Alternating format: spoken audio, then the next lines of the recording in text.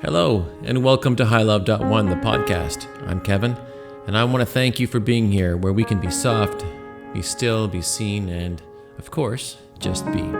This is a space where story meets soul, where we come together to explore the invisible patterns that shape us and the quiet truths that live underneath the noise. Each story you hear on this podcast is born at the edge where human emotion meets artificial intelligence. A creative interface shaped by the raw beauty of our shared humanity and the precision of evolving technology. This episode is about letting go. Not the kind we post about, but the kind that happens deep inside when we stop fighting the current and let ourselves float, even if we don't know what comes next. It's about those in-between seasons, when we're no longer who we were, but not yet who we're becoming. It's about surrender, trusting that we don't have to control the flow of life in order to belong in it. And remembering that just like water, we are allowed to move, to rest, to reshape.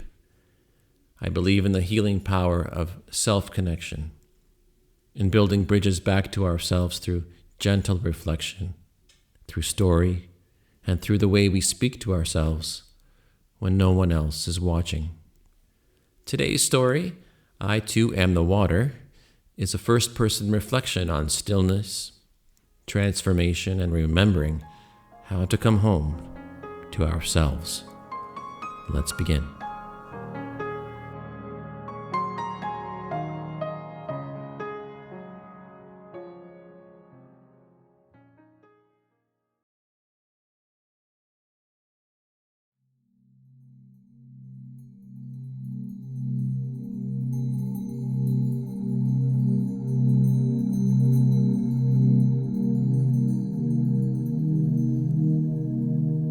I came to the river because I didn't know what else to do.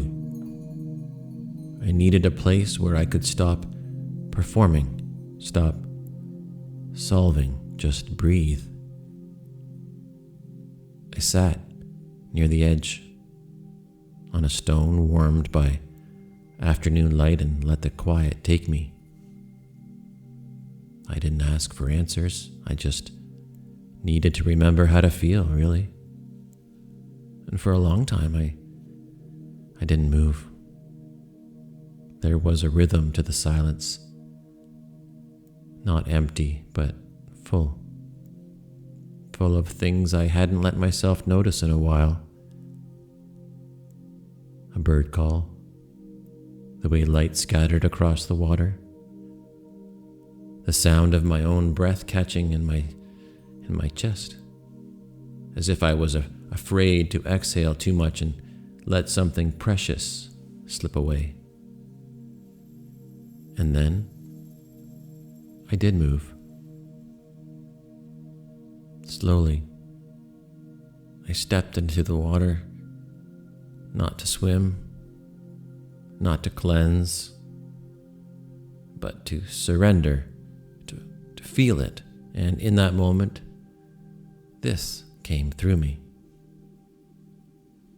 By the lake, I dare to place my hot feet into the water. Its icy touch sends waves of torture into my pulsing legs. But I creep ever so slowly into these shallow depths, placing my feet on softened rocks by the water's edge. Suddenly, my foundation is lost, and I am here, with my heart, standing so I think, but floating on this lake. My feet, I can no longer feel, for this icy cold water has taken my sense of height. It shocks my breath, this icy cold water. It sharpens my eyes and causes my hands to grip and release, grip and release, grip and release. And then off in the distance, a loon splashes down.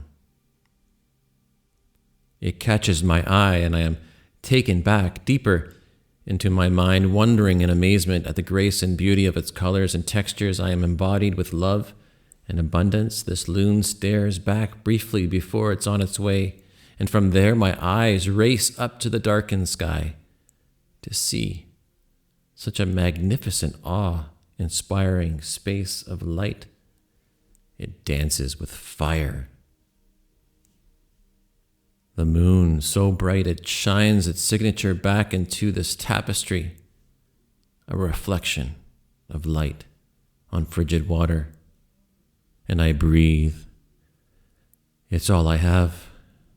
And for a moment there, I thought I was gone. I have no recollection of the past breath or the one before. All I know is I breathe. And somehow, as my thoughts and aspirations turn to breath, the memory of the loon fades, as does the night sky. But my feet are no longer there. Their feelings are reduced to a dull ache below my ankles. Enough. I dare to be released and return to the land where I will rest. I slowly extract one foot and place it on the shore. The other soon follows until I am to be where I stood before. I am there now, and I breathe. It's all I have. For a moment there, I thought I was gone. That moment was everything. Not dramatic, not cinematic, just true. I didn't find clarity that day. I found presence. And in that presence, I remembered what it feels like to belong in my own life. Not because I solved anything, but because I just stopped resisting. Because the water didn't ask me to be anything but here. Soft, awake, alive. I didn't need to name it to know it mattered. I didn't need to fix it to feel healed. I just had to show up. And now, whenever I feel myself drifting into old stories, old fears, old noise, I return to that edge to feel aching feet in icy water, to the loon, the moon, the breath I almost forgot, to the place inside me that doesn't need anything more than the next moment and the moment after that. Wherever I go, whoever I'm with, I'm just a leaf floating down a river. I, too, am the water. These moments, they don't come often. Can you remember the last time your breath brought you back to the present? What did it teach you? What would happen if you stopped trying to feel better and let yourself feel fully? Which moment in your life felt like standing at the water's edge? What part of you stepped in, and what part returned? I would love to hear your discussions and ideas and feedback about the water's edge on the discussion board at highlove.one.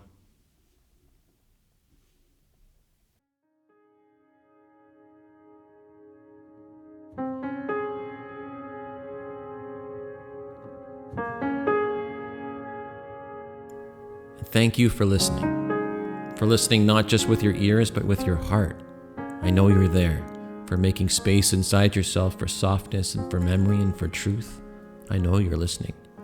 If this story reminded you of something you've carried quietly, maybe for years, I hope you felt a little less alone tonight. Maybe there's a version of you standing at the water's edge, wondering, what happens if I take one more step?